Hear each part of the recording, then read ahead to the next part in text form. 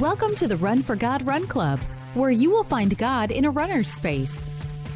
Welcome to the Run for God Run Club. This is your one stop each week to be motivated and inspired to get off the couch and onto the running trail where you can, in turn, inspire others to do the same. Let's learn, laugh, and leap into running together, giving God the glory for what we are able to do in His name. Amen. I am your running host, Dean Thompson, and boy, do we have a special episode for you this week. We are going young this week because we have with us Rebecca Poe and Lane Hollis. Howdy, Dean. How are you doing? I'm good. All right. You've been here before, Lane, right? I have. Yeah. I'm, in fact, the most reoccurring guest on this podcast. That is true. I hadn't thought about that. Yeah. This is definitely my first time. And it's going to be fun. Yes. Right? Yeah. It's awesome.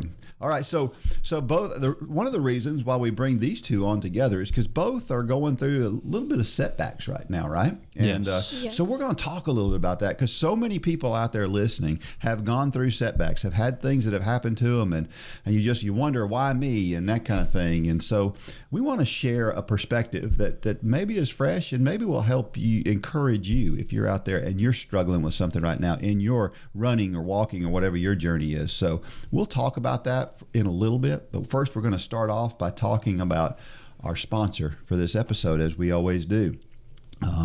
Brought to you by First Bank of Dalton. Your bank of choice is important because of privacy and security of your money is important. And whether you are opening a checking account or getting a home mortgage, your local First Bank of Dalton, I can't speak well today, will have the best banking experience you can ask for. No stress, no hassle. Talk with the folks at First Bank of Dalton if you want a great relationship with your bank. And I know the people that at First Bank of Dalton, they really care about the community. Yes, yeah. That's why they're called the First Bank of Dalton, right? They care about the community. And so it's good to have a bank like that. Well, this past week we had a Facebook post. We share one every week. And this week it comes from Rania Irvin. And it says this: Week 10 complete.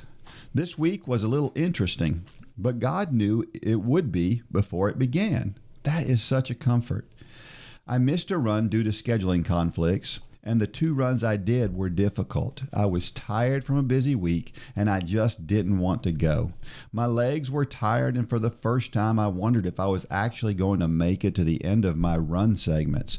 But God used the Run for God podcast on Monday and Broadway show tunes on Friday to keep me going to the end of my 27-minute runs. Despite everything else, and even amidst that, my times were better. Only God. Then Saturday was our Run for God #California Dreaming monthly meetup. We met at the San Dimas Canyon Regional Park, expecting to walk a flat loop trail. We were surprised to find a hiking trail instead. It wasn't long, but it had a bit of an incline, so we got the chance to work different muscles. God gifted us with a gorgeous day, complete with amazing views and a fun photo op along the way. I'm so very thankful for this wonderful group of ladies that God has brought together in my group. We don't physically live close to one another, but God has drawn our hearts near. Such beautiful friendships are forming. Michelle Palma Stover, Denise Johnston, Rose Richardson, Wendy Kitchko, Joanna Cockrell, Jennifer McMillan Walcott, you are all an absolute blessing in my life. Unfortunately, towards the end of the hike yesterday, I turned my ankle on a rock. I am notorious for turning, twisting, and spraining my ankles, so I knew what to do. It wasn't bad, more of an annoyance than anything, but I still need to be extra careful with it this week. I'm able to walk without limping, praise God, and I've rested it today. I did try jogging on it a bit when I walked out to the car earlier, and it felt okay. So I'm going to tape. KT tape has been a lifesaver for me, my ankle, and cautiously try week 11, day 1, 30-minute run tomorrow. I'm hoping to be able to run the whole thing, but we'll see. I will pay close attention to it because I don't want anything that I do to keep me from running the 5K that we planned to coincide with Dalton.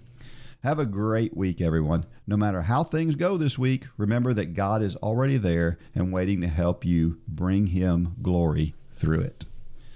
You guys are familiar with these kind of setbacks, right? Talk about ankles. Yours isn't an ankle issue, right, Poe? But it's it's a foot problem. Yeah, both foot problems. Yeah, yeah. And so you're very familiar with, man, this just happened, right?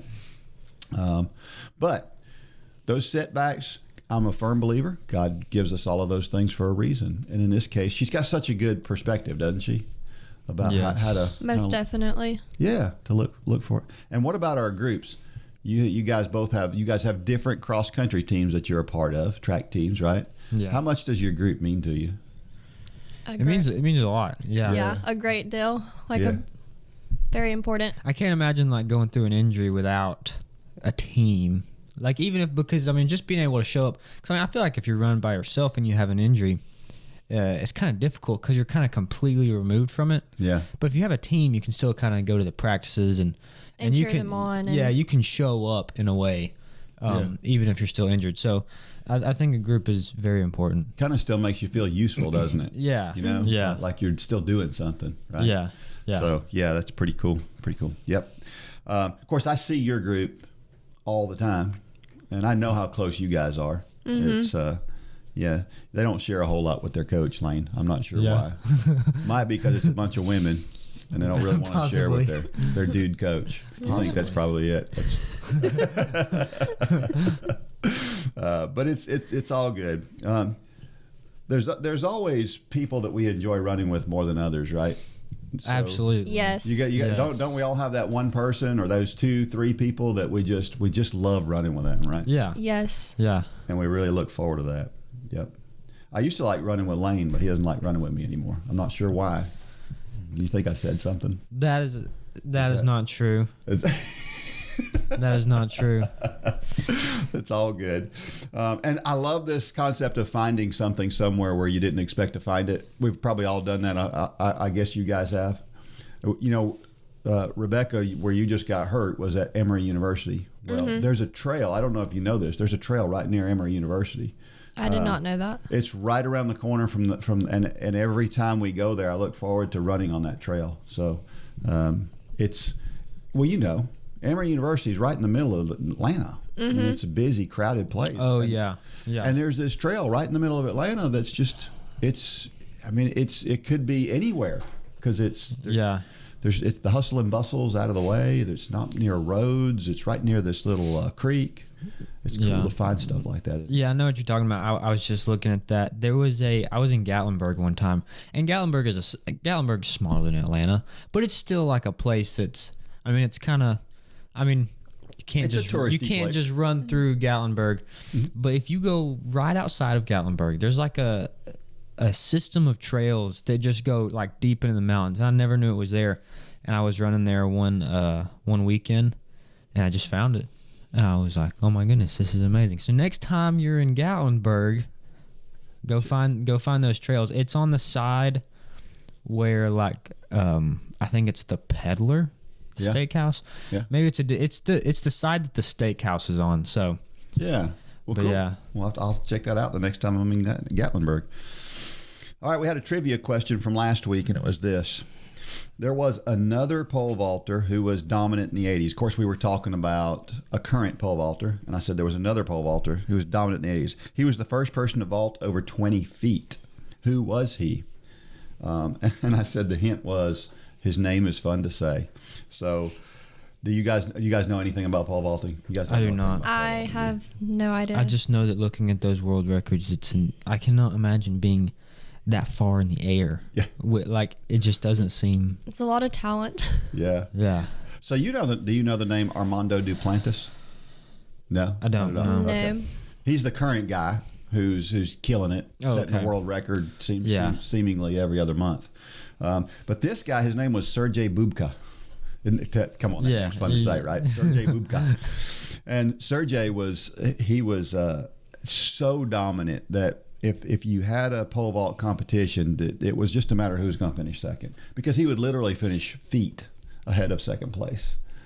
Just crazy, like he was the first guy to jump 20 feet. So there were 24 people. They created this International Amateur Athletics Federation Hall of Fame back, I don't know, 20 or 30 years ago. And there were 24 people who were inducted into that. You know, people that go back way into the early 1900s that go back in for this Hall of Fame, and people all over the world. This isn't just this. Of course, he's Russian. This was from people all over the world. He was one of those 24 people. That tells you what a great athlete he was, right? One of the 24, considered one of the 24 best to put in that initial track and field Hall of Fame. So he was pretty awesome. He was actually named Track and Field News Athlete of the Year twice. So that means all runners in every event, all field athletes. He was so impressive that he was Track and Field Athlete of the Year, a pole vaulter.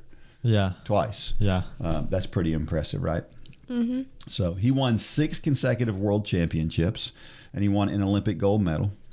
He said he broke the world record for the men's pole vault 35 times. So that's a lot. Yeah.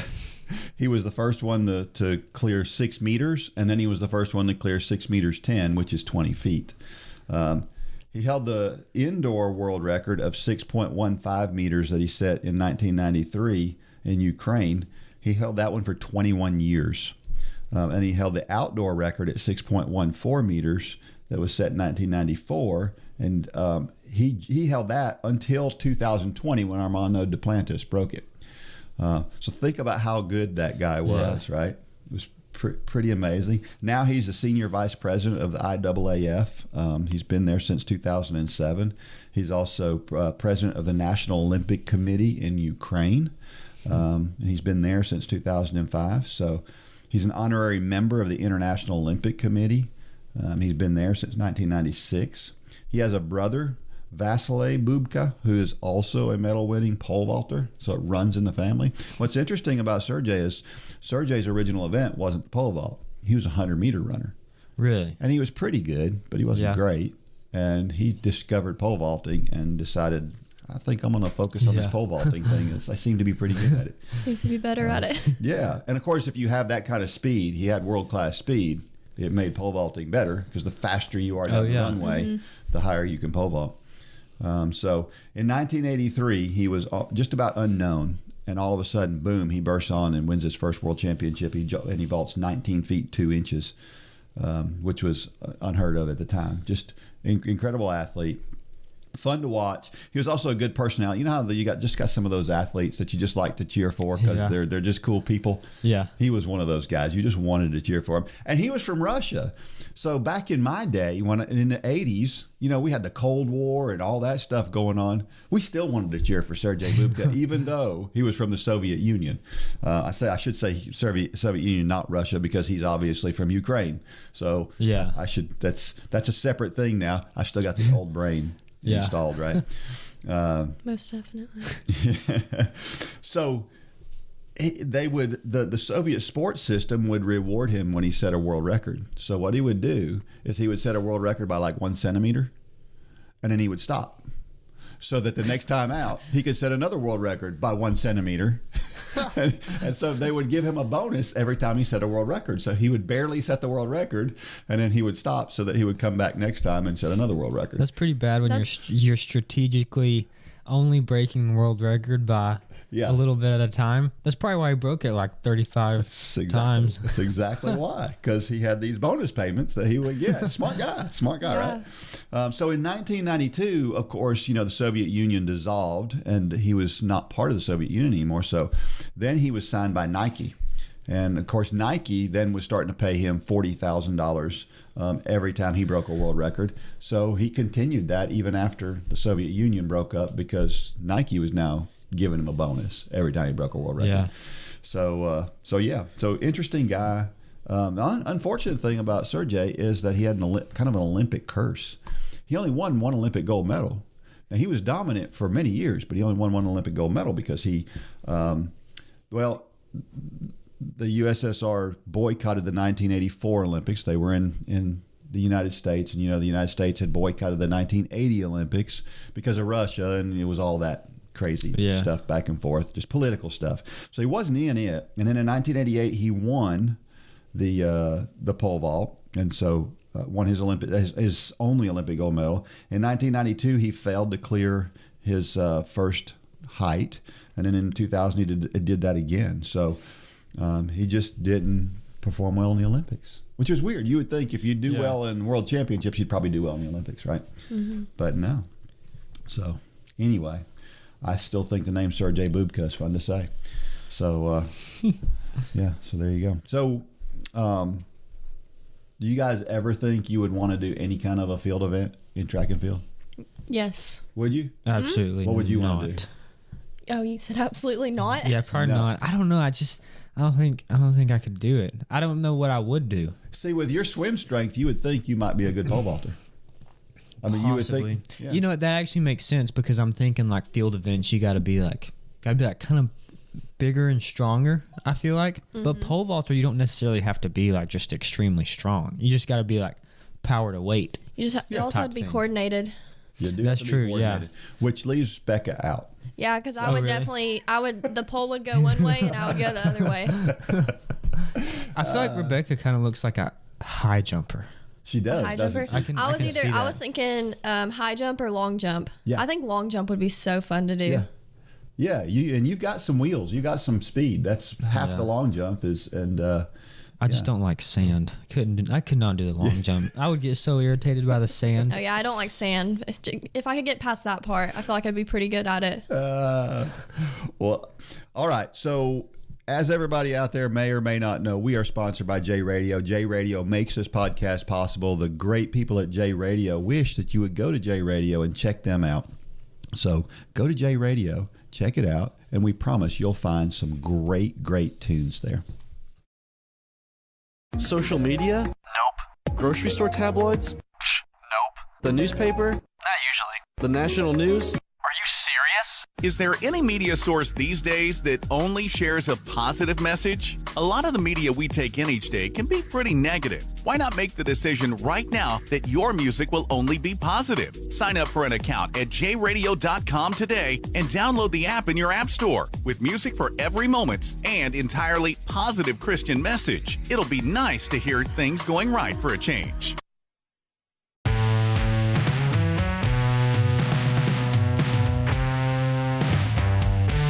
All right, we're back, and if you haven't listened to us on Thursday night, now you have to be part of Run Club to listen on Thursday nights, but every Thursday night we do a live Facebook live session where we talk about something that's related to running, or we talk about, sometimes it's a Bible study, and sometimes it's a really interesting topic. Recently we talked about how running, walking, and physical exercise actually increases the quality and length of your life. That's a pretty cool thing to hear, right?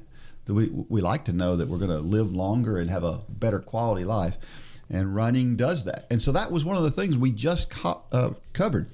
And so if you want to hear those Thursday night sessions, join Run Club, become a part of us, and on Thursday nights you can tune in, ask questions, and get your questions answered there. And it's a pretty exciting time, I think. And sometimes it's really interesting. Even though I'm the one that people have to look at, that's not necessarily the positive side. The positive side is you usually have some good information to relay.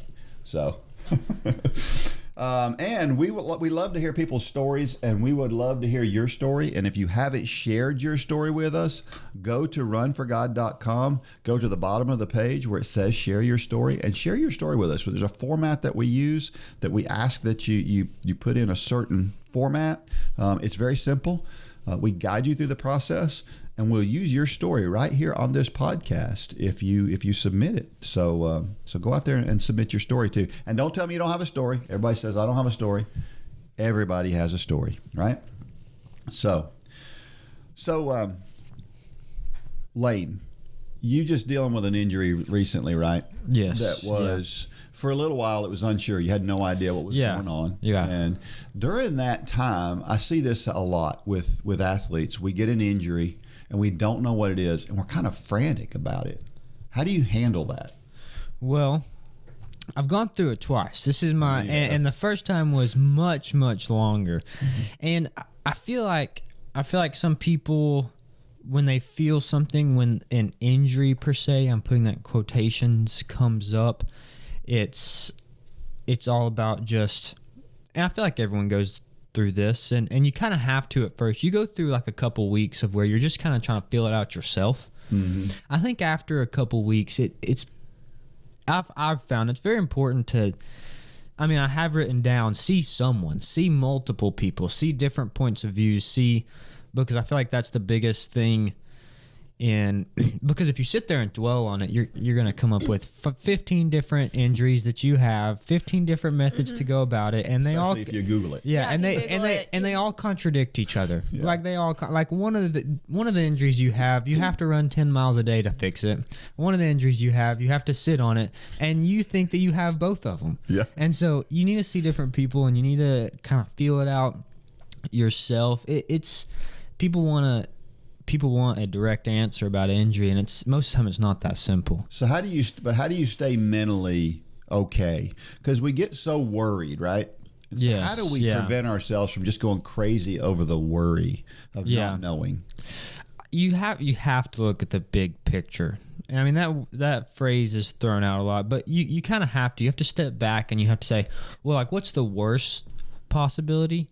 And am I going to quit per se? I don't want to use but you got to decide. You got to kind of decide what you're going to do, even if it is the worst possibility. If it's the middle possibility, like at least for me, for my specific situation, you have to step back and say, okay, I have a stress reaction in my femur. That is probably the second worst thing that you can have without, I mean, surgery's bad if you have to have surgery, but stress fractures like kind of the pinnacle of injuries where you just have to take off before you have to get surgery. And so you just kind of have to take a step back and say, does this end me? And if it doesn't, then you just kind of have to accept that and go about the process. Because I mean, when I got the call and it's like it's a stress reaction, you have to take a step back and you're like, okay, that's a month and a half that you're just going to have to be comfortable with sitting in that process. But you took it a step further, because I remember talking with you, and I remember there was something else on your mind in it. Yes. In addition to that, right? What was that? And it provides an opportunity to get better at things that you're not doing. It provides an opportunity to get better at other things. There's always things that you can get better at in your profession or sport that you can do while you're injured. Right. Like there's always things, because most of the time injuries are impact related. Right. I mean, most of the time impact is what causes them. Mm-hmm. And there's so many things you can do outside of impact that will help your sports or physical career. One thing that I'm doing is I'm focusing on time to get better at my pulling and swim. Yeah. Like, I mean, that doesn't require impact. I'm in the pool every day. And so, but also bands. Like, I don't know if anybody knows about this, but band work with running, just like that kind of stuff. A lot of different band exercises, stability in your tendons and stuff. And that will make you a better athlete. I mean, it's not as if I'm going to start running again and I'm going to be exactly where I was. But once I get back there, I'm going to be stronger, because now everything else is, working more properly. So there's always things you can do when you're injured. There's never a time to just sit down and be like, all right, well, I'm just going to sit here for a month and be depressed. Yeah. Watch Netflix. Yeah. I think that's a great way to focus and a great way to look at it. So, of course, Becca, your injury is different in some respects. So for people listening, Becca is a steeplechaser, and so steeplechase makes you have to jump over barriers. And so Becca had just jumped over a barrier. I didn't actually see it happen, but I looked up, and the next thing I knew, Becca is clearly in pain, limping on her leg. And I see her get this resolve on her face, like, I'm going to keep going. And she takes in one more step, and you could tell it was really, really painful. And she's still trying to keep going. And the coach is on the side of the track going, off the track, because she was going to keep going. So your injury is a little bit, it was kind of the same thing when it happened, right? We had no idea what had happened. Mm-hmm. Our initial thought was you broke a bone in your foot, right? Yes, and that was actually terrifying, because I do have, I'm prone to get injured, so I have a lot of past injuries with stress fractures and stuff. Mm-hmm. So when that happened and I landed wrong on my foot. I thought it was, when you roll an ankle when you're running on a trail, you think, oh, I can just run through it and it's going to be fine. And it obviously wasn't fine. It kept hurting. And I was like, no, the pain's going to go away. It's going to go away. And it didn't. And then you pulled me off. So it was definitely frustrating, but I know things happen for a reason. How long do you think it took for you to come to the realization that everything's going to be okay and this hurts and it's a problem and it may even be severe, but everything's going to be good? Definitely after, when I was sitting down, obviously, right when it happens, you're going through all the setbacks and stuff. The world is ending. The world is ending. Yep. I mean, that's pretty natural for a human. Sure. So I was like, man, I really wish this didn't happen. I thought I was in my prime state of running. I was planning on setting a PR that day, even though I was not even a lap in, but I felt pretty good. You would have. I'm convinced of it, just based on the other 3 that ran in that same race, right? So, but definitely afterwards when I sat down and, I figured it was probably going to be pretty bad. Yeah. Just how I was reacting. But I knew, from my past injuries and past experiences with injuries, I know stuff happens for a reason. So sitting there on the track, obviously I was upset, but I know that God's plan is better than mine, and there's a reason why it happened. Yeah. I may not understand it, and sometimes we'll never understand God's plan with things, but that is definitely okay. Yeah, yeah. And in the end, it turns out it wasn't a broken bone. It's still a fairly serious accident. You're having to walk around in a funny looking shoe right now, but it is going to be okay. And there's a chance that you could come back and be able to compete in the conference championship, right? Yes. I know you say it's not a chance. I'm doing it. We still have to, the foot has to cooperate somewhat. Yeah. Right? I was planning on running through the pain and then addressing the problem after, but I know that's what Lane just talked about. It's not the best decision to do, which I definitely agree. So are you still reliving that moment over and over again, or are you done past with that?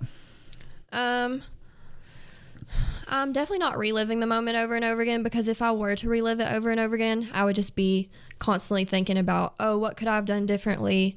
And it's already in the past. I can't change what I did. That's right. So that's right. And you didn't do anything wrong, just for people out there listening. You were trying to actually avoid somebody else. Yeah. So some girl jumped over the barrier in front of me, and there was 17 people in that race. And so when you have 17 people jumping over a barrier roughly around the same time, it can get pretty chaotic. Yeah. So she was in midair and her back foot caught the barrier and face planted. It was kind of funny. But she was okay. Yeah, she was definitely okay. And I was already in midair, and I didn't want to land on her with my spike and spike her in the face. And because that would have been ugly. That would have been really bad. Yep. And then run off after I spiked her, because that would not be very loving. For sure. So I had to correct my footing while I think I was in midair, and had to correct where I was going to place my foot. And when I landed, I think just the force, I also run on my toes. So just the force of the impact from landing, I did something really bad to my foot. Yeah, yeah. Well, and those things do happen. And the reason why I bring up reliving that moment over and over again is because that's what so many of us do. Yeah. We have some kind of a problem, an injury or whatever, and we just keep saying over and over again, well, if that girl hadn't have fallen in front of me. But the girl did fall in front of you, and it is what it is. And you can't go back and change it. And that's a great perspective. Is to look at it and go, there's nothing I can do. We just got to deal with where we are right now, right? Yeah, I feel like that's one of the most dangerous things that people do, is just relive. I mean, I feel like there's a difference between learning from and dwelling on. I mean, there's a huge difference, and most people dwell on, and you just can't do that. You just simply cannot. It'll literally eat you alive. Yeah, it will. Yeah, and I've been there. We've all probably been there at one time or another, right? Where we try to.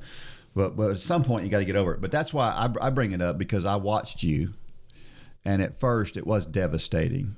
It wasn't just the pain. You could also see the fear in your eyes of, oh man, my season is over, and this is the worst thing in the world. And by the time you got on the bus, a few hours later, you could see your whole face was it was so much better. You were at the point of, okay, we are where we are. I don't like it, but we're going to be okay, right? Yeah, I think I think there is a time allotted that you can afford to dwell a little bit. I mean, like, no one's gonna come up to you after you get a stress fracture and be like, why are you so sad about that? Like, there you can allot yourself time. It's just you got to work through it in a time. You got to say, like, all right, the next 2 days I may be a little bit down, but I mean, you got to have time to work through that mentally, just like you do physically. So Yep.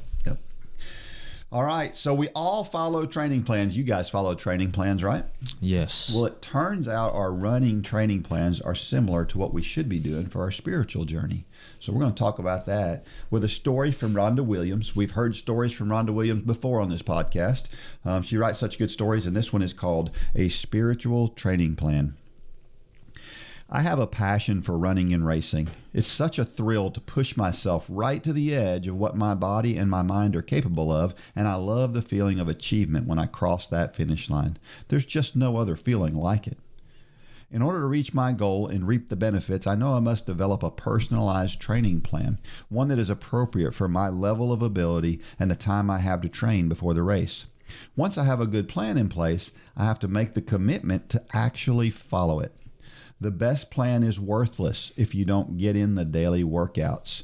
Missing 1 or 2 is okay, but miss too many and I will not reach my goal. A good plan starts where you are and gradually builds over a few weeks or months so that you don't do too much too soon and suffer an injury or, just as bad, burnout. Recovery days or weeks are built in to give your body time to rest and repair muscle, as well as to give your brain a break. Running is 90% mental, so your mind needs the rest breaks just as much as your body does. Having a good coach is also helpful. A coach will make sure your plan is the right one for you. They'll make adjustments to the plan when appropriate, give you encouragement when you need it, and hold you accountable. A good coach knows your ability level, your strengths, your weaknesses, and they also know you. They won't let you slack off, but they also won't let you overtrain. They know when to push you harder and when to have you take an extra rest day. A good plan, the commitment to follow it, and the right coach will get you where you want to go. This strategy works well for physical training, so I also apply it to my spiritual life. My training plan is a structured Bible study, and my coach is God, the greatest coach ever. Sunday morning services are my recovery days, providing the rest and fuel I need to get ready for the next week. And just like with running, commitment is key. Even the best Bible study written by the most inspiring author is worthless if it's not used. The most beautiful music and inspirational sermon on Sunday morning will do nothing for you if you don't pay attention because you're just there to check off a box. I have found that learning and growing in my faith requires a plan, the commitment to follow it, and trusting in a great coach. I cannot get anywhere if my effort is haphazard. I can't wing it with my spiritual growth any more than I can with my run training. By setting a goal, committing to a plan, and trusting God as my coach, I know I will get where I want to go. You guys have had some crazy coaches, haven't you? Oh, yeah. I mean, Yeah. your current coach is a little off his rocker from what I hear. Yeah. How easy or how hard is it to place faith in your running coach? It's almost not a fair question to ask you. Oh, no, I'll still answer it. I feel like sometimes it's hard. I feel like I've had the privilege of having some pretty close coaches to me. Like my relationship, we're pretty close. Even transitioning into college, that coach I had known for a long time, and so I've had the privilege of having coaches that are already pretty close to me. But even then, there's some back and forth. Sure. And so I can't imagine having any other type of relationship that isn't as close as I've had it, because even then, there's always that question. Yeah. What about you, Poe?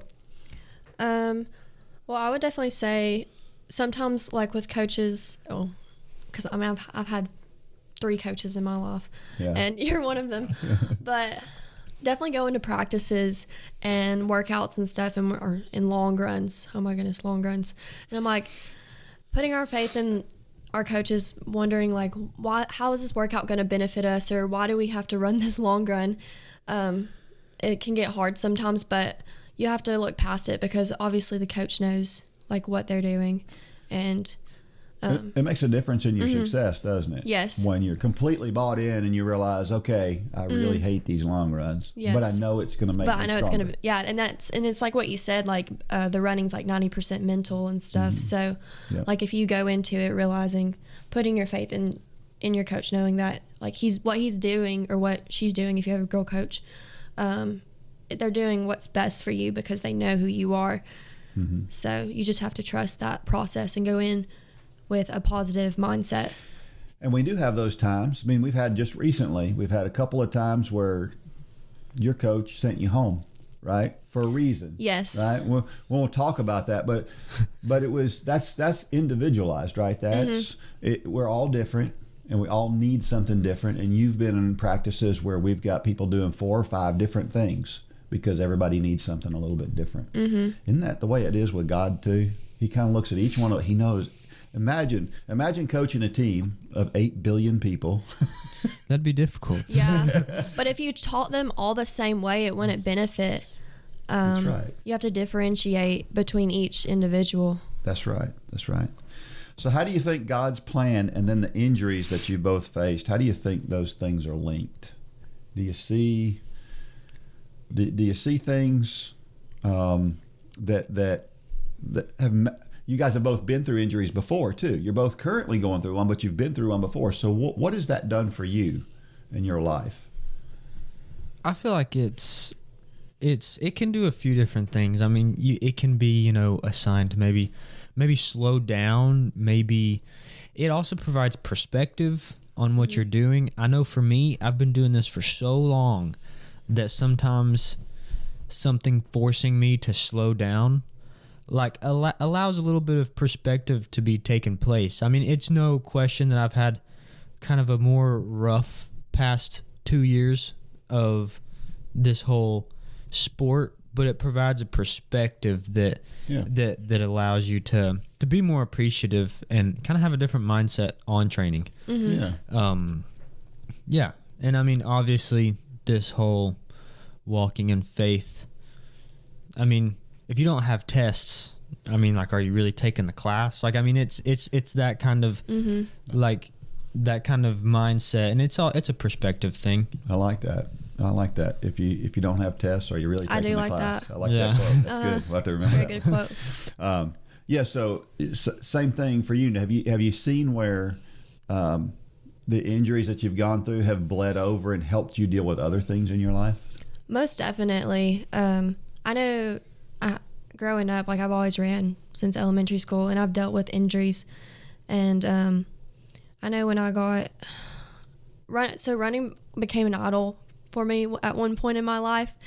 And so I feel like it was just a way of God showing me when I got injured. It was a way of Him showing me like, hey, like I'm still here. Like your idol shouldn't be this. So I feel like it's pretty much what you said, perspectives. It's a whole learning situation that you're being taught through. And if you didn't go through those trials, you're not learning and you're not growing. And it also, that's with your faith too. Yeah.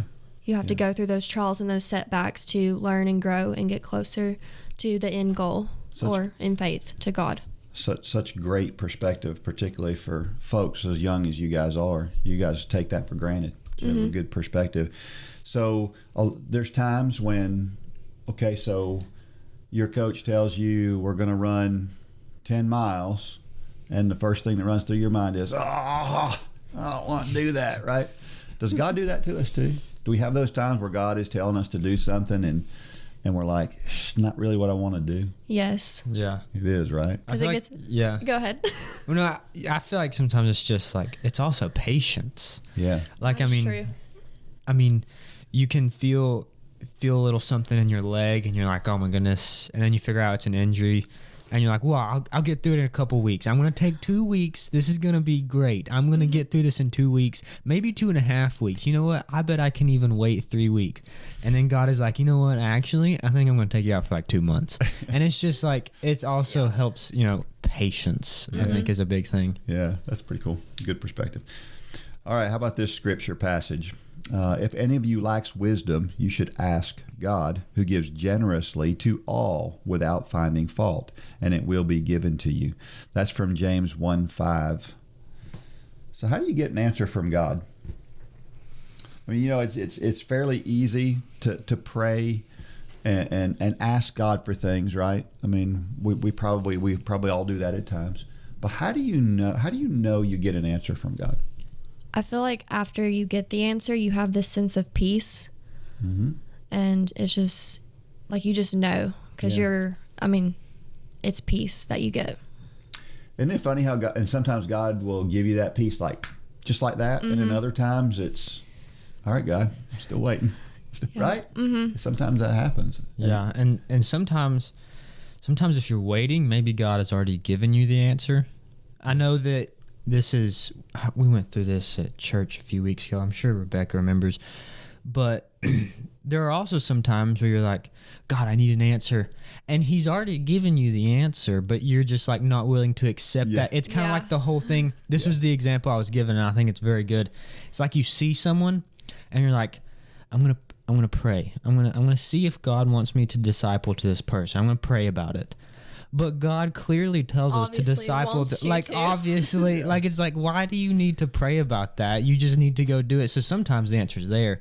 It's just accepting the answer that we've obviously been given. That's so true. But I mean, that was just one thing that I picked up a few weeks ago. I thought was very interesting. That's a great illustration. I was praying for something recently. And I was, how sometimes with God, you're pleading with him. It's like, God, I need an answer.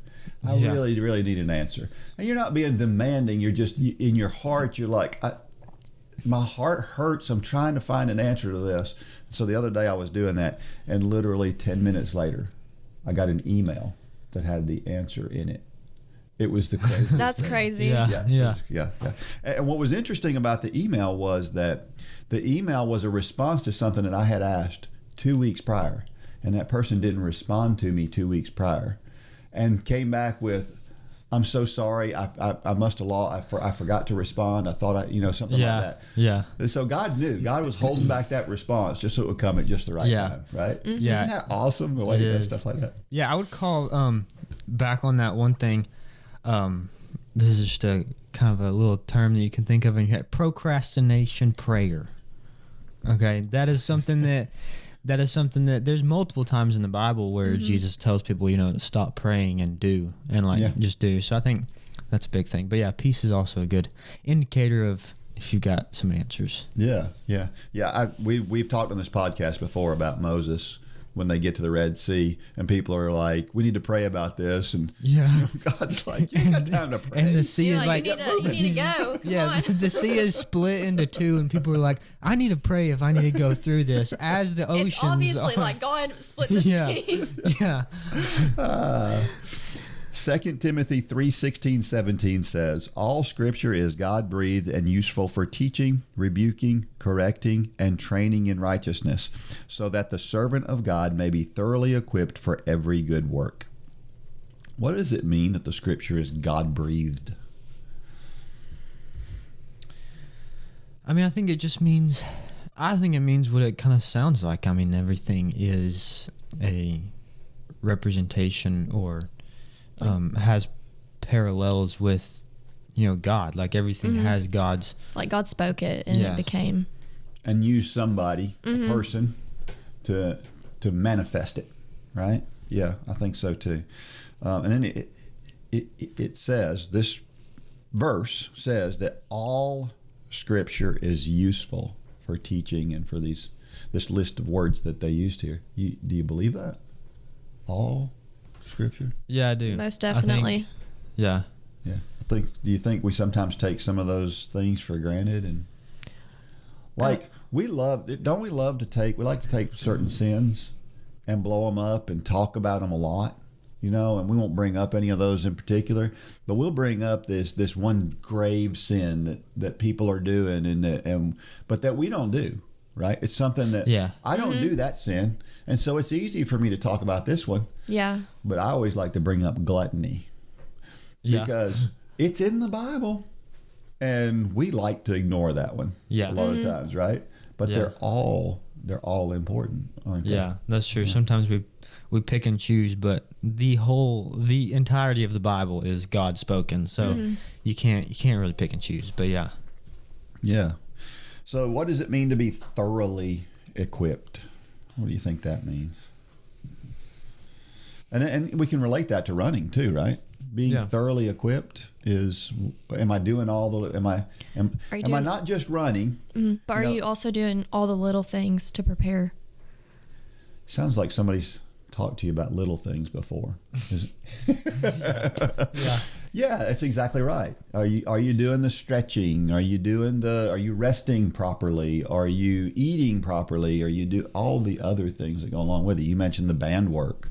Yeah. It's just extra stuff that you do. Thoroughly equipped means we're doing all of those things, right? Mm-hmm. Yep. And I think, when I write my dean's thoughts, and those are basically, I take these running topics, I compare them and contrast them to things in the scripture. We really can do that with everything. I mean, I do it with running, but we can do that with everything, can't we? Everything we do in our life. The wash, the dishes. Yeah, there's parallels with possibly. Well, if you washed them and didn't dry them, I mean, hand wash them. Yeah. Last one. Hebrews 10:24 and 25 says this, and let us consider how we may spur one another on toward love and good deeds, not giving up meeting together as some are in the habit of doing, but encouraging one another, and all the more as you see the day approaching.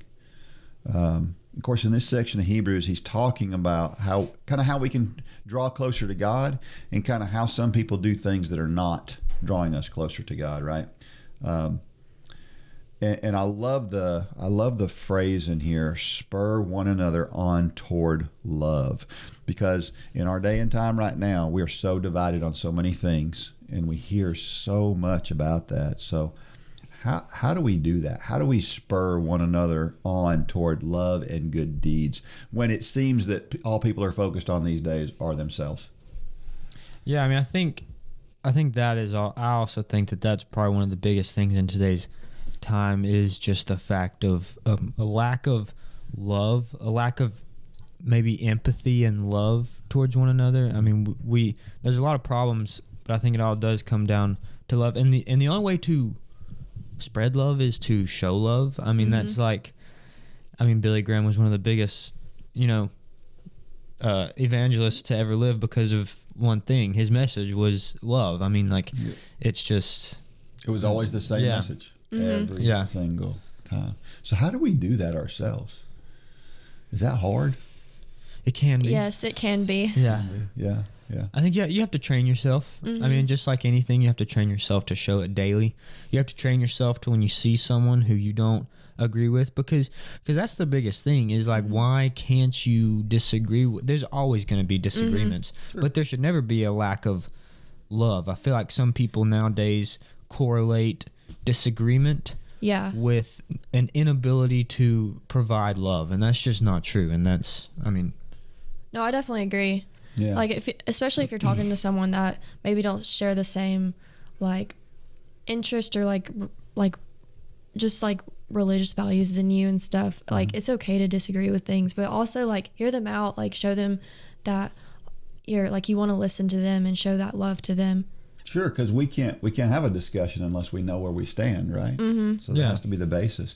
I remember times, and you guys haven't been around long enough, but I remember 9/11, when 9/11 happened, how everybody came together in that time. When the world was divided then too, but when that happened, people in this country, everybody kind of had a common direction that everybody was headed. When the moon landing happened way back in the late 60s, the same thing. Everybody was so proud of what was going on, and everybody kind of came together, even though there were a lot of political differences. Don't you think that our faith should be able to pull us all together like that? Mm-hmm. I mean, shouldn't we as Christians, shouldn't we be able to look at somebody who doesn't agree with us and although we may not agree, and although we're not going to agree with whatever it is they're going to do, shouldn't we be able to look at them and love them anyway? That's what it's saying here in the scripture, right? Mm-hmm. Yeah. So how, from a young people perspective, I've got my old person perspective. I just talked about 9/11 and the moon landing, for goodness sakes. Those are old events. How do we do it today? How do we bring people together today? I think it is about, it's kind of it's a broken record, but it always goes back to love and hearing people out. Just because someone has done something or is doing something, I think people mistake, or let me go back to, if someone has done something or is doing something, that doesn't discount them from being able to have an abundance of love from someone. And we're not mixing that with supporting. I feel like some people think that if you show love to someone or if you love someone, you're supporting what they're doing. Yeah. That's not necessarily true. You don't have to support something that someone is doing when you love them. You're just showing I think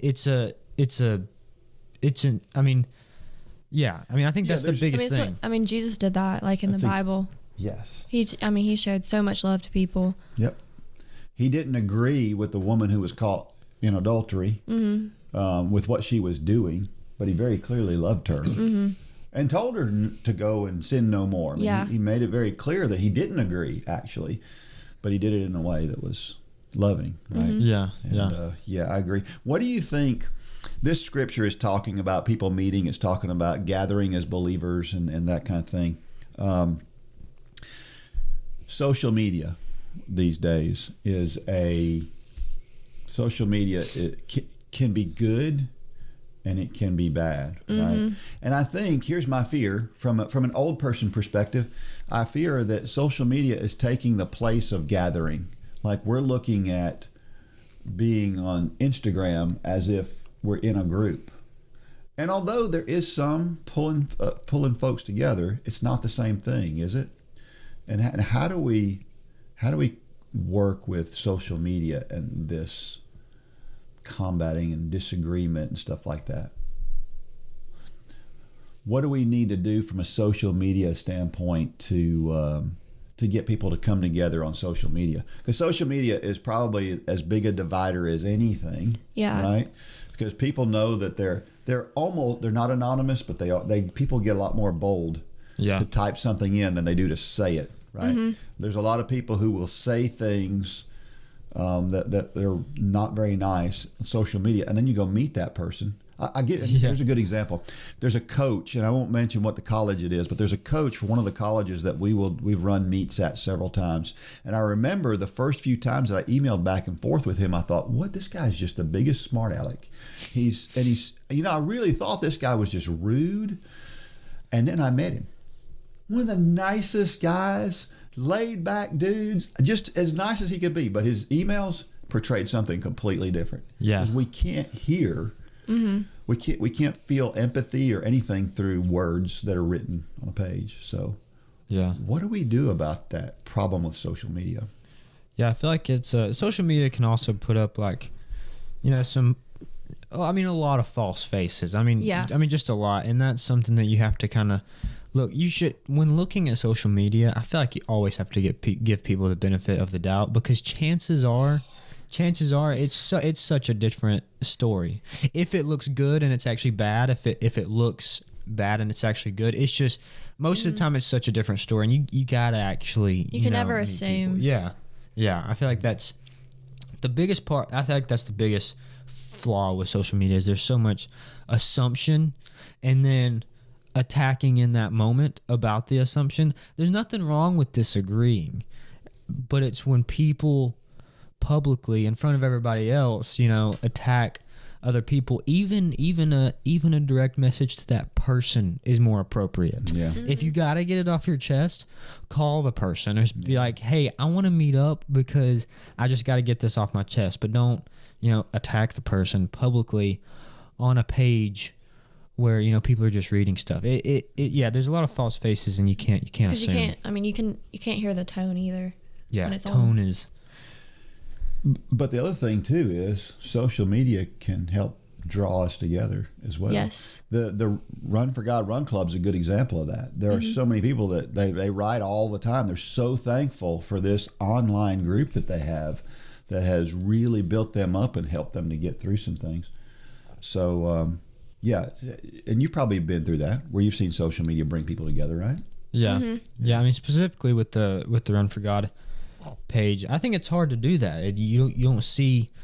You see more of the bad than the good, I feel like, on social media. So it's really important to establish yourself with a group on social media, because I mean, there's a lot of people who don't do social media, which is fine. But that Run Club group is a kind of rare sight of just constant, All positive. Yeah. We need to search out those kinds of groups, don't we, to be a part of. And when you find a group that is so negative and so divisive, we need to get away. We need to distance ourselves from those, really.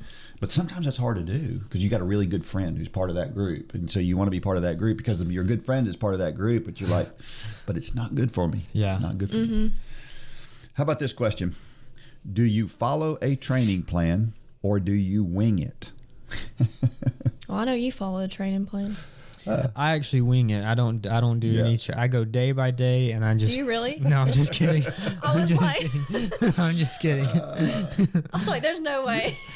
Your training plan is written out a year ahead of time. Yeah. Yours is not. Yeah. And we have y'all's two coaches have we don't really disagree. We really agree, but the approach is a little bit different. But it's because there's an idea. I know what we're doing, but not specifically, right?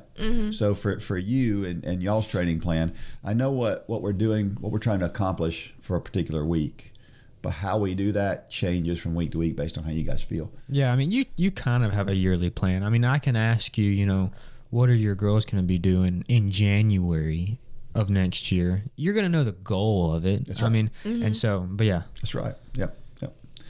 So, but it's also important to be able to modify a training plan, right? Yes. So that we can, and obviously when it comes to an injury, it makes it obvious that you have to. But there's other times to do it too, right? There's times when it's not an injury, but it's something else. Yeah. If you have a year-long training plan and you think that you're not going to change that in the course of 12 months, you're crazy, because there's always change that happens. I mean, I don't know a week that goes by and something small isn't changed.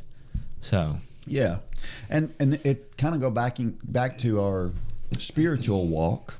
Can you imagine? Here's the way, because think about it from a spiritual standpoint. We go and we read a couple of chapters in the Bible today, and then tomorrow, tomorrow we read something else somewhere else, but we don't really have a plan, right? Can you imagine if running every day, Beck, if I just said every day you came to practice, I just said, well, just run what you want to run. I probably wouldn't run. Yeah, how successful? Oh, no, I'm just kidding. I would. I definitely would run. But how successful would we be if that were the case? We would not be successful. I personally don't think we would, or I wouldn't. Yeah. Because I need a plan to look at to know what I'm going to be doing. And doesn't that go back to our spiritual walk? Because so many of us, we go through our spiritual lives kind of just winging it. Yeah. But we go through, we train for other things. Work, we have to be at work a certain time every day. You have to be at school, in classes, you have a plan for all of that. But then our spiritual lives are just kind of like, wow, we just, whatever feels good in the moment. Yeah, it's really important to have a plan, because, and it's important to have a plan that it's a given that you're going to do. I mean, like the reason people get through high school and a lot of people get diplomas is because it's a given that you're going to be at school at 8:30 every morning. Yeah. And so you have to make it the same with, a training plan or spiritual plan. It's a given that you're going to be in your Bible, because some people are like, oh man, I'm going to get in my Bible today. I'm going to do this. Today's going to be the day, but it has to be, Has to be Yeah. a plan. It's honestly like when Lane said something about like getting in the Bible. Like it's almost like you get in like a cleaning spree. Like, oh my goodness, I'm gonna start cleaning today. It's like, oh, I feel like getting in the Bible today. Yeah. And it's like the reason you usually start cleaning is because everything is just a mess. Yeah. And just wrecked. So it is important to have a plan. Mm-hmm. Yeah. And when we do follow that plan, we also have to kind of follow that plan with the right attitude too, right? So, listen, I've seen both of you guys come to practice, and I've seen both of you guys when I know before you even take the first step what kind of workout you're going to have. Yeah. Right? Yeah. Why is that? You can see it on our faces. Yeah. Right? It's the attitude Or when you show attitude, up. or the way we speak. It's exactly right. So we talk about the mental side, and that's really the mental side, right? That's not really the physical side at that point. Yeah.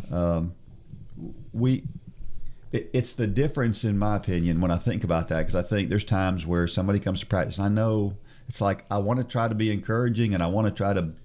You've heard me before tell people to smile, or just whatever, because I'm trying to get people to kind of change that mode. And sometimes folks can do that. Sometimes they don't.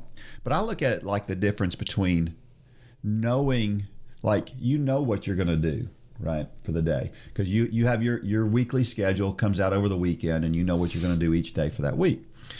So you know what to do, and you know what you're going to be doing. But what you do with that is so important. Mm-hmm. And it's the difference between knowing scriptures. People who are atheists know scriptures, right? Mm-hmm. But what are we doing with them is the question. You have to live them out. That's right. Most definitely. Yep.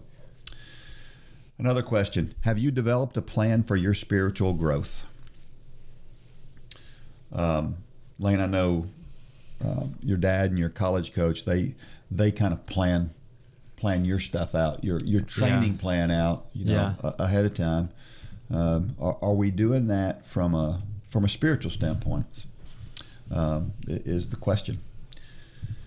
I think just like anything, it starts with a plan. I mean, and a plan is, it has to be specific. You wouldn't write a training plan and say, well, I'm just gonna run at some time every day. There's usually a set time that you're like, okay, I'm going to do this, then, and this, then.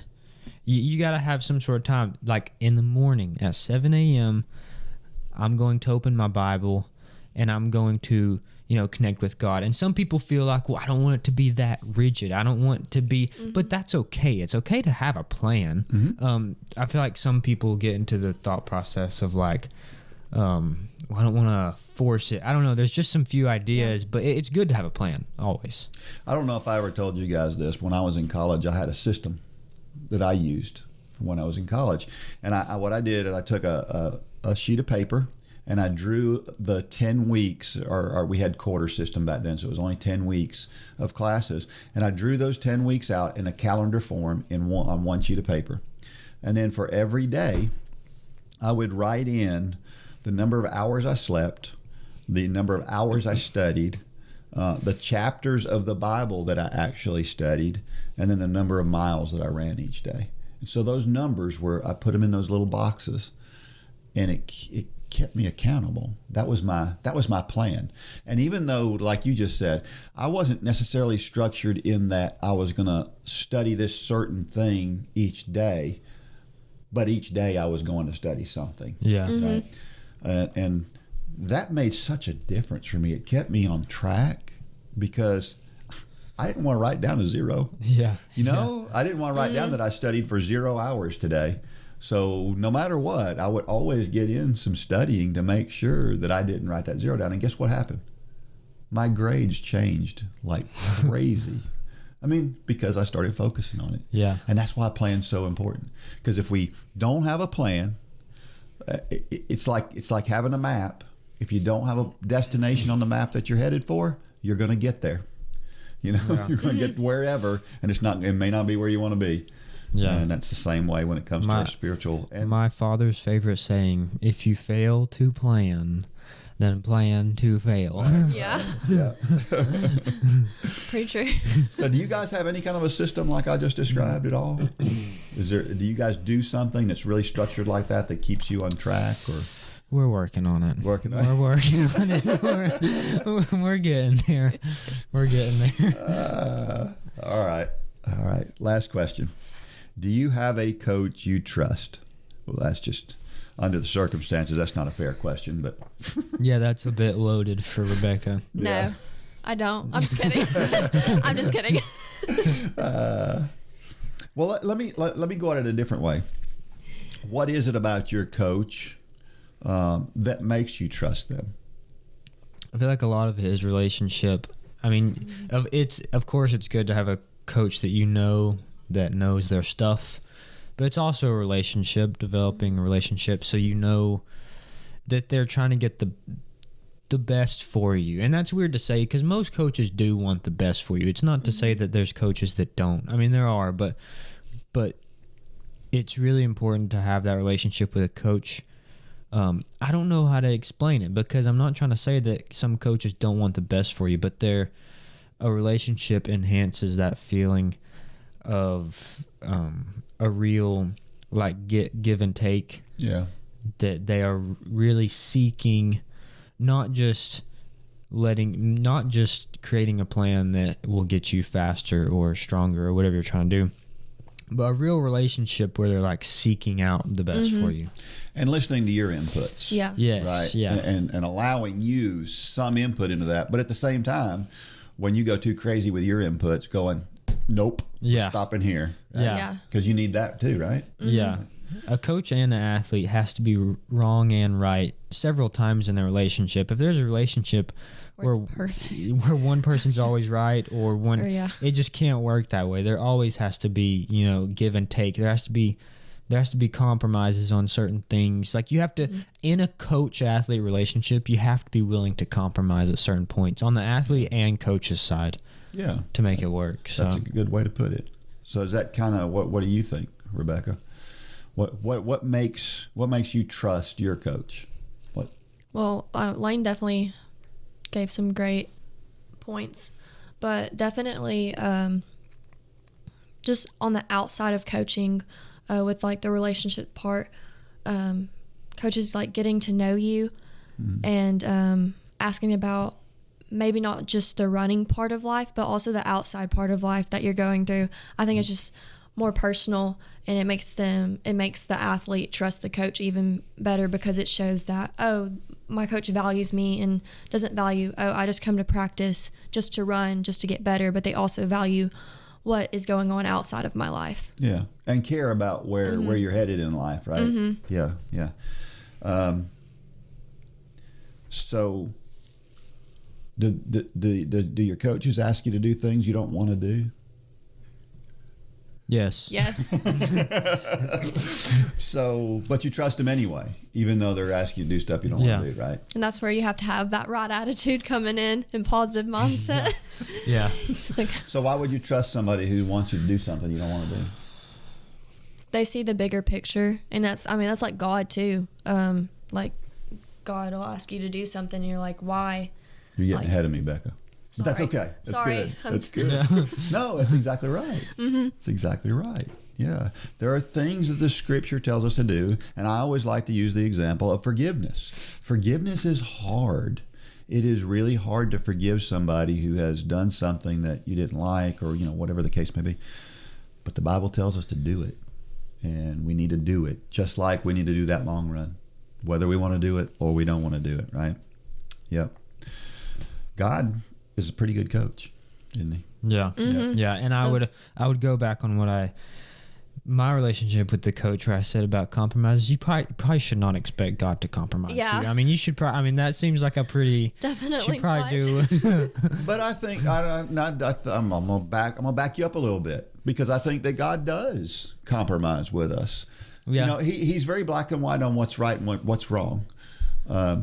But I think that, just like I was talking about a little while ago, when I prayed something and 10 minutes later I got that email, God knew that was a compromise.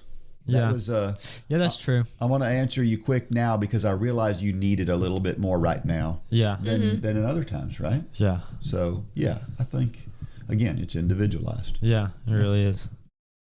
At Run for God, we care about more than just your exercise. We care about your relationship with God, and we believe that the music you listen to while you run can help you build your relationship with God. That's why we partner with J Radio. J Radio offers a variety of positive and Christian playlists to listen to while you run. You can find a playlist that I put together on the Run for God station at J Radio.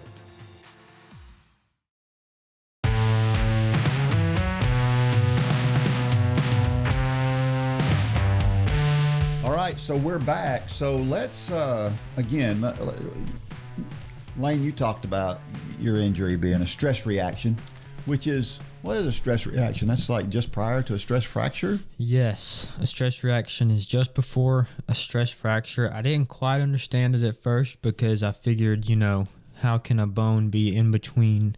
I figured a bone can either be healthy or fractured. But yeah, apparently there is some buildup of, I don't know what you call it, but there's buildup of stuff in the bone that you can see that if you go farther, it will become a stress fracture. So I don't 100% know how to explain it, but it's kind of like when there's a lot of inflammation and stuff in your muscles before there's an actual tear. I guess it's the bone's version of like a strain. Yeah, it's like that makes sense. Yeah, that makes sense. That's the best way I can describe it. I don't know exactly how it works, but I had the exact same injury back about 11 or 12 years ago, I think it was, that I had that same injury. Unfortunately, they didn't diagnose mine as fast as they did yours. Yeah. So I ran on mine for a couple of months. Really? And yes. And I got to the point, I had been to the doctor, and the doctors were like, we're not sure, because you had to have an MRI to see it. And anyway, I ran a 10-mile race one day, and about halfway through that race, it got really, really bad. And by the time I got finished, I had a really hard time just walking from the finish line to my car. Really? I mean, just walking, just getting there. That's interesting because yours was a fracture, right? Yeah. Yours was a full-on fracture, and mine's just a reaction, and I couldn't even run on it.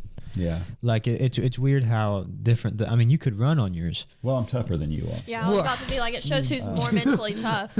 But I'm just. You also said that yours. Did you say that yours sometimes felt better as you ran? Yeah, I would run, and it would hurt like the dickens for the first 2 miles, and then after 2 miles, it would ease off and kind of go away.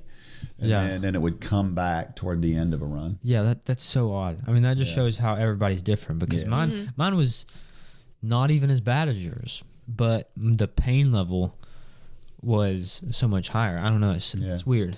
Yeah, it is strange for sure. So, Becca, yours has turned out to be, you kind of strained some ligaments in your foot, right? Yeah, it's like a midfoot sprain with the ligaments. Mm-hmm. Yeah. So when you land and your foot spreads out, because that's what our body does, right? When our foot spreads out, that's the shock absorber that's built right into our body. And right now, that hurts for that to spread out, doesn't it? Yes, it does. Yeah. I remember when this happened, and you're laying there on the side of the track, and it's so hard as a coach to see something like that. It's a little bit different when it's something that comes on slow like that, because you were in the best shape of your life. You really were about to run a PR for one of your favorite races, and that's hard. That's hard to watch. But what's really refreshing as a coach is the next morning when you got up the next morning and you said it feels better, and I could see the sparkle in your eye of this isn't going to be as bad as we thought it was going to be yesterday. By golly. Yeah. And it's really good to see that kind of an outlook on it. Because a lot of times, and I see this all the time, particularly people who are big worriers, they get so absorbed in it that we feel sorry for ourselves. And that feeling sorry for ourselves it just builds and builds, and it just gets worse and worse. And you guys aren't doing that. You guys are focused on doing what you can instead of focusing on what you can't do, right? You went swimming yesterday, right? Yes. To try to keep that fitness level up so that we can, hopefully, that foot will heal itself up and get back to running, and you can still run well. Right? And for those people who are out there right now, because we have people who are listening to this who have they have plantar fasciitis, they have runner's knee, they have some kind of a minor issue that's causing them either discomfort when they run or causing them to not be able to run. Do you have any particular words you want to say to people who are struggling with something like that right now? Yeah, I mean, I think it's just so important to look at the bigger picture. I mean, I don't want to harp on it and bore the people at home, but it's so much about you can't afford to get caught up in what that is or what you're going through, because there is so many things. Just like I said earlier, there's so many things that you can be working on in that time. And worry is not going to help you. Worry does not help you. And I would plan. Say, okay, for the next 3 weeks, I'm gonna not do anything. I'm gonna worry every single day. I'm gonna worry good. I'm gonna be the best worrier, and just see what that looks like in 3 weeks. Plan it out. See how awful. See how you're doing at the end of those 3 weeks. Yeah. See how much 3 weeks of some good quality worrying gets you. I don't think it gets very far.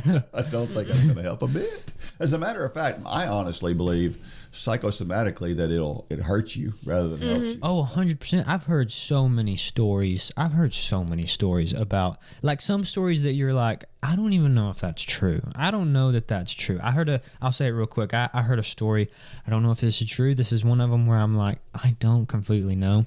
A guy, I think he was a pitcher or something, awful injury to his hand. And they said the healing period was going to be 11 months. He had to get surgery and stuff.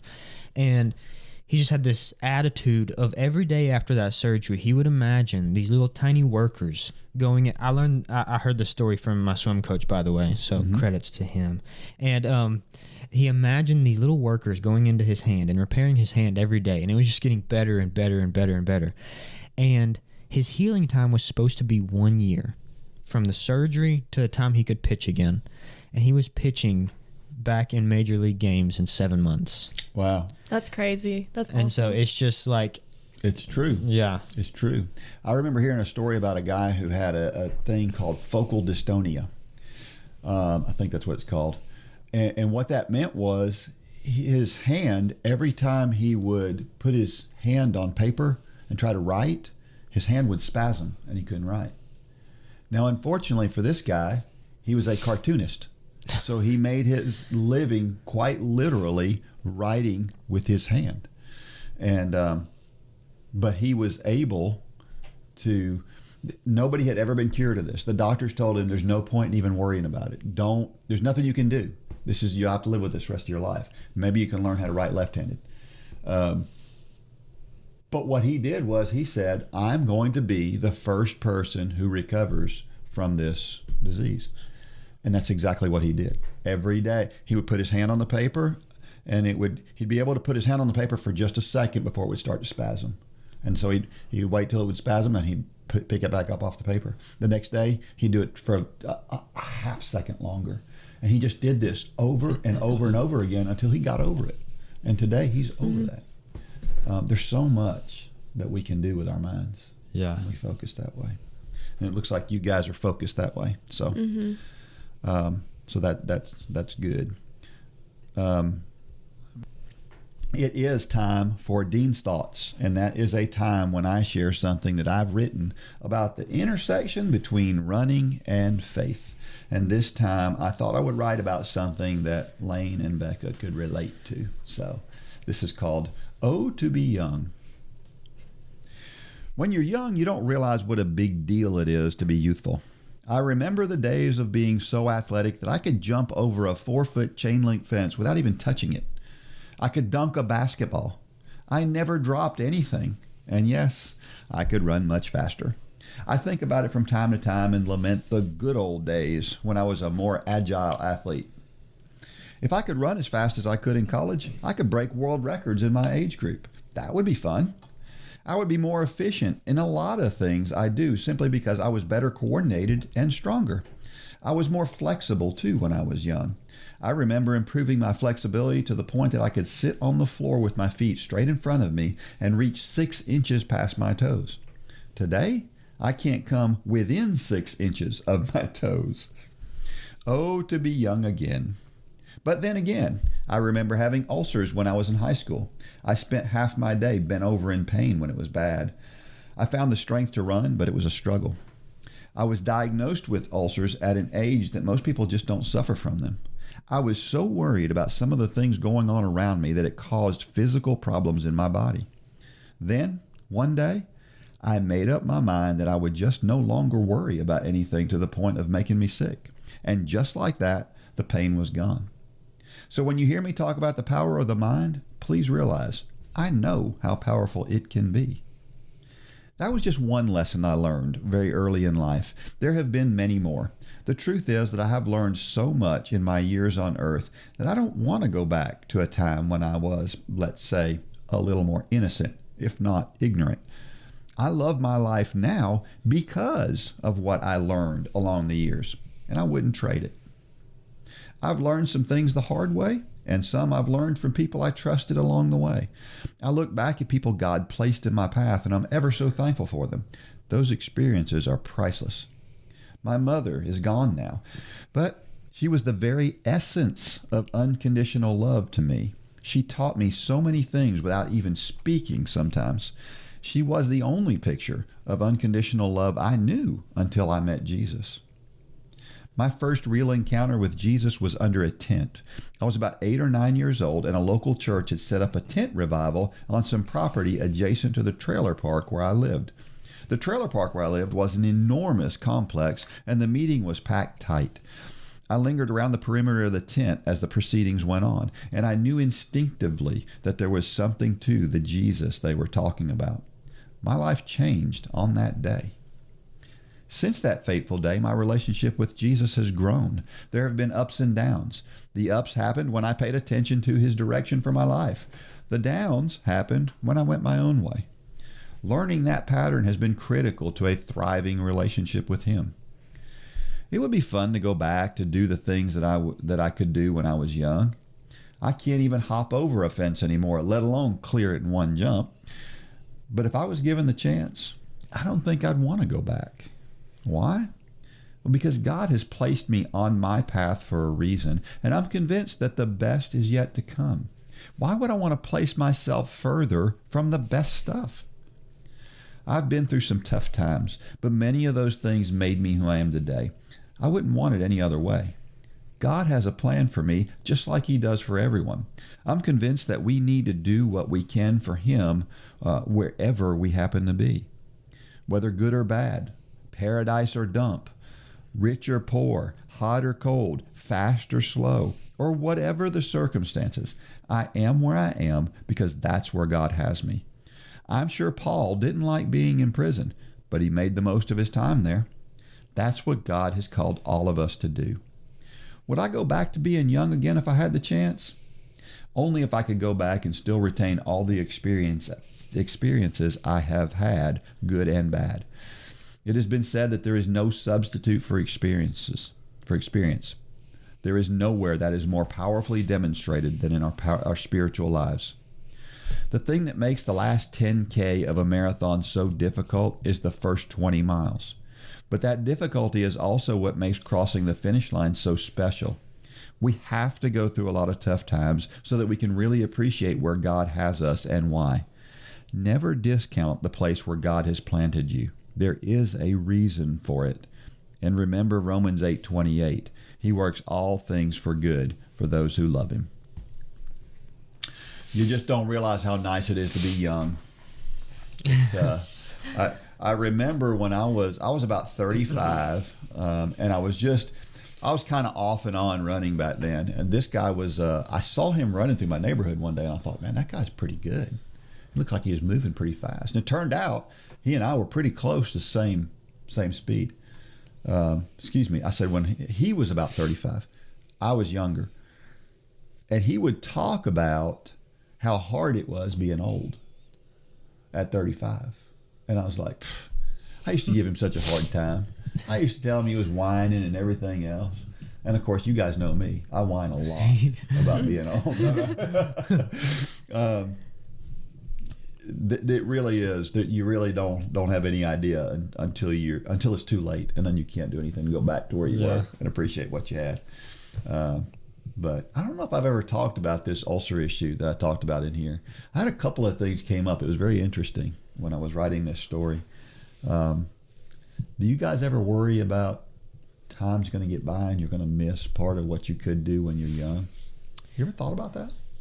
I mean, yeah. Mm-hmm. Yeah, I have. I think definitely when things like slow down in life, sometimes you get in your own head and you start thinking about, I mean, yeah, the thought has crossed my mind, but I don't think I dwell too much in it, really. Well, I don't think it's healthy to dwell on it, but No. Yeah. But yeah, it's just something that I never thought about it. When I was your age, it never crossed my mind. You know, as far as I was concerned, I was just going to be that age forever. Yeah. I mean, really. Yeah. Probably I never really talked about or thought about the idea of aging until I met this guy who started talking about being older and how it was harder to be older, and in some ways. But one of the things that drives me crazy about so many young people these days is I see some of them that just sleep the days away. Like people who will get up at 1 o'clock on a Saturday. Drives me crazy. Yeah. It just drives me bonkers because it's like, you're missing life. Yeah. Mm-hmm. There's so much out there. And I know you guys, both of you guys, cram a lot of life into a week. Yeah. Yes. If there's a lot of adults out there that don't get in near as much as you guys get in a week, and you're definitely, to be young and to get that much done is pretty awesome. Can you think of a time when this ulcer thing? This is a true story now. I literally willed those ulcers to go away. We were just talking about things you can do in your mind to make injuries better. I literally decided one day I just said, I'm not worrying about things like that anymore. And I stopped. And I don't worry about anything like I did at that time. Can you guys think of a time where your mind, you just said, today I'm changing and tomorrow you were different? Yeah, I think sometimes that happens in that happens in training. It happens with injuries. It's all a mindset. I mean, there's plenty of studies about, placebos, crazy studies like that happen. But yeah, I don't know something crazy that's happened specifically with me, but there's plenty of stories about, the placebo effect, and it's not the placebo effect like this. It's just the mentality. Mm-hmm. Well, I can name something that happened with you because I saw it happen. Oh, yeah. You remember tempo runs? You remember how much you guys struggled with tempo runs? Yeah. And we kept saying over and over again, you can do this, you can do this, you can do this. And then it just clicked. Mm-hmm. Yeah. Right? Yeah. And now tempo runs are, well, I mean, tempo runs still not easy, but it's a lot easier. Yeah. Because you were convinced at one time, true or not, that it wasn't possible. Yeah, and it was also frustrating because I thought it wasn't possible because I could never figure it out. But at the same time, when I sat down and I looked at the times and I looked at the paces and I looked at the mileage, there's no way I shouldn't be able to do it. Like when you look at your 5K PR and then you look at a tempo run that you're supposed to do, you're like, there's no way I should not be able to physically complete this. But then you get into it and it just doesn't happen. Yep. Yeah. You feel that way about tempo runs, or is there another workout that you can remember that didn't click? Well, I can think of workouts where they have like clicked and stuff, especially like where my mind has changed, like what you were talking about. I know like for conference, going into the race, my whole mind changed, because I know before that, with running, I would deal with the negative side and not have the right attitude and stuff. But I know for that race, I changed my mindset, and I was like, I'm going to change my mindset for this race, and like I know it's not talking about the injury side, but like No, but I changed my mindset, and like I went into the race knowing like, hey, like I'm gonna win the race even whether I won or not, and whatever I do, I'm gonna give all glory to God. And I went into that race, and obviously I did do well in it. And I remember there was in the past, sorry Lane, I'm gonna bring this up, when we did a workout in triathlon practices, and I think it was after a bike. Oh, it 100% was after. It was after a long bike race, or not race, but bike workout, and we had to do, I think, a tempo, like a mile time trial. And, I remember. Yeah, and he knows exactly where I'm going with this right now. And I got tripped during the mile, and in my mind, I could have automatically been just defeated and given up in that race, but I changed my mindset. And I chased everyone down, and that was the first time I ever beat Lane. And it was the greatest moment ever. For some reason, Rebecca but it's the mind. I changed. It was the mind. But I'll tell you what it also is. For some reason, Rebecca can run very good on tired legs after just an awful bike workout. I mean, awful. I don't know what it is, but I mean, yeah, it was the mind. But there's something else going on, because nobody should be able to run that good after just killing themselves on the bike. Just shows who's mentally stronger, you know? All right. Well, I think this whole idea of being thankful for where we are, I think, is important, and not lamenting. I remember when the whole pandemic hit, and thinking about people who were high school seniors at the time that the pandemic hit, and just thinking, what a shame it was for them to have to, your senior year is something that's always important, and we place a lot of emphasis on it, and their senior year just got kind of ruined. And that was so sad that we graduated with them not being able to be in class, and around family and those kinds of things. And but there's nothing we can do about it, is there? Yeah. When those things happen, all we can do is make the best of it. Yeah. And keep moving, and realize that whatever that thing is that drives us crazy, that we don't like, is going to make us stronger and better. And that's kind of the way you guys have looked at your injuries, both of you, right? So yeah. Do you remember the time when your first recognition was Jesus was somebody that you needed to pay attention to? Like I mentioned here in this tent revival. Do you remember that time? Yeah, I feel like there was a time where a lot of the seniors in our youth group got up to share their testimony. I forget when it was. I had to have been in like 8th grade. Yeah. I feel like it was the first time that I really felt like a call to a relationship. I mean, I grew up in church. Yeah. But it was the first time where I felt this thing. I was like, this is like something. It just felt different in a way, which was weird, because it's not really that late. I mean, 8th grade is not that late in your life, but it felt so late. It felt so, because I had already got, quotation, saved when I was, like 4 or 5 or something. Right. But it was just, kind of your parents' faith and stuff. But that was the first time where I really felt it. Becca, did you have? Mine's kind of similar, but I got, quote, saved when I was probably in elementary school. And it was just because, like, everyone else was doing it. So I was like, I'm gonna follow the crowd. Yeah. And, like, I didn't want to. And it was kind of more of, and I grew up in church my whole life, too.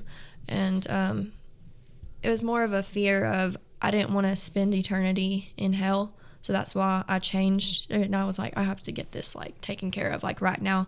But mine was in middle school, when we had a revival team actually come to our church and during the week, and I was there, and I was, honestly, I didn't really want to go to it, because I was like, I'm not going to learn anything. Like, I knew why they were there, and which isn't the right mindset. And when I was there, like, God really, like, shook me and was like, and something they said, I still remember, like, they were painting an orange or something, which is really weird. And they were like, the picture was talking about, like, what, when that orange is being squeezed, like, what's coming out of your life, and like, are the fruits coming out? And in my head, I was like, oh my goodness, Like Wow. if I like, and it just was like a whole realization, and that's like the closest I've ever like experienced, like, oh my goodness, like I need Jesus. And I was like, if I die today, like I don't know where I was going to experience, where I was going to go. Yeah. And it was just a more humbling experience for me, because like I played on the worship band in the youth, and I was like, oh my goodness, what are people going to think of me? But in that moment, I didn't really care, because I was like, I need to get this right. Amen. Amen. Do you struggle with motivation to exercise? Are you looking for something that will challenge you and inspire and motivate you? The Run for God Run Club is just what you need to get off the couch and on your way to a fitter, healthier you.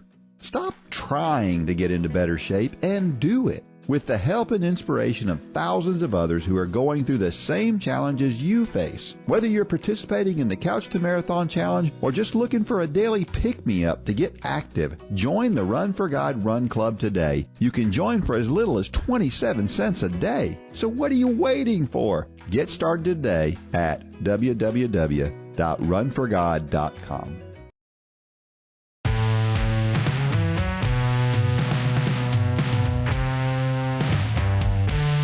All right, so we're back, and so what do you guys? What's your favorite sport? Is yours triathlon? Cricket. Cricket. I'm just kidding. I'm just kidding. It is triathlon. Yeah, Yes. yeah. What about you, Becca? Do you like track or cross country, or is there another sport that you like even better? I like cross country because you get finished quicker. It's, the meet's over. The meet's over and you're done. But also like track because it's more individualized with the races, and you can focus on one race. Is there a particular sport that you would have, if you weren't running, was there another sport that you would like to, or you would even like to be good at that you're not? Soccer sounds pretty cool. Yeah, yeah. But I'm not coordinated to.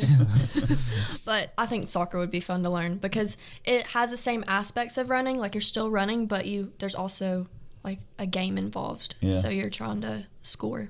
Yeah. What about you, Lane? Well, I used to play baseball, so I really used to like baseball. If I didn't do triathlons, I may still be doing baseball, but I also like, I don't know, wrestling and golf are kind of, maybe not wrestling. I just feel like wrestling is another endurance sport that is, Yeah. But golf. I enjoy the thought of being good at golf. I'll Yeah. put it that way. I don't know that You and me both. I enjoy what that sounds like. Yeah, yeah. But it's hard to be good at. yeah. It's definitely hard to be good at. So both of you have just recently run PRs. Lane, you ran a 5K PR recently. Rebecca, Yes. you ran an 800-meter PR recently. So how do you look at these injuries? You're dealing with these injuries, and you just ran the best you've ever run in your whole life. Does that make things better or worse in your mind? I think it makes things. I think it makes it better and worse in a way. For me specifically, that PR was kind of a big break for me. Yeah. Like I had a rough, past probably 9-ish months, and I get this PR, and then it just goes right back to. And so it's frustrating in that sense, but it's also, I think it's also good because if you go 2 straight years with nothing going right, that's just kind of demoralizing. So it was good to have that kind of sense of like, okay, I still got it. Like it's still there. Yeah. But yeah, I think there's good and bad. There's frustrating parts. Good. What about you, Becca? I mean, I definitely agree. When I ran that PR, it showed that, wow, like I have it in me. Yeah. And it was amazing. Yeah. So, I mean, that's definitely like the good part of it. But like what Lane said, like after it, I haven't been able to hit it again. So that's kind of frustrating. So, Yeah, I had tears in my eyes when you ran your PR. I wasn't there for Lane's, unfortunately, but I remember you running yours, and I was so stinking excited. What about? Do you have a favorite track athlete or runner? I don't know many runners. You know? I've said it on the podcast before. I like Lopez Lamong. Yeah. I like that guy, but I tell you, this Grant Fisher dude, I don't know if y'all people at home know who Grant Fisher is, but this guy's he's kind of killing it at the moment. Yes, he is. I love watching him run. It's crazy because I haven't seen an American of this like dominance since like, is Galen Rupp American? He's American. He's American, yeah. Does he have an American accent? He was pretty good. Yeah, that's what I'm saying. I haven't seen this level of just like, just absurd athleticism. Yeah. Just this amount of dominance since Galen Rupp. Galen Rupp did win a silver medal in the 10,000 meters in the Olympics. So that's true. Well, yeah, that's what I'm saying. It's just nice to see that again. I don't know when the last time I've heard of an American going under like 12:55 since Galen Rupp. I mean, like, it's just, yeah. That's true. That's true. So let me ask you this. What's the toughest track workout you've ever done? Track or cross country? What's the toughest workout you've ever done? Do you know? You got something right on the tip of your tongue. Mm-hmm. Which one is it? I don't remember what it was called, but you'll probably know. It was the one at Grove Level. It was some ladder set, and we had to do, I know there was mile repeats, there was half mile. It was in the summertime, so it was really hot too. Yeah. But it was all I remember is that it was absolutely awful. There were a lot of miles in that one too. Yes. It was long. It was long, and it was absolutely horrendous. I was actually thinking as I was running, why did I choose the sport to run? Because this is not fun. Yeah, not fun while you're doing it for sure. Yeah. I think I was thinking about it. There's multiple workouts that have just been awful. I mean, 15,400 is never fun. Yeah. That's never fun. There was a workout that we did. It was actually in the past couple months. It was right after I had set that PR. I don't know what it was about it. It was a 3-mile progression run. And this was like a week after the meet. And you were supposed to go, I think it was like, you were supposed to go 520, 5 flat, and then like 445. And I don't know, that one was just, it doesn't hurt quite as acutely as 15,400s. 15,400s just, I mean, it hurts in the moment so bad. But the level of like progressing pain in that 3-mile progression run, it honestly didn't start hurting until like a mile to go. But that last mile was 4 minutes and 40 whatever seconds of just, I mean, it was awful. Brutal. It was awful. Crazy. Brutal. Yeah. I know another one is when you made us run a mountain.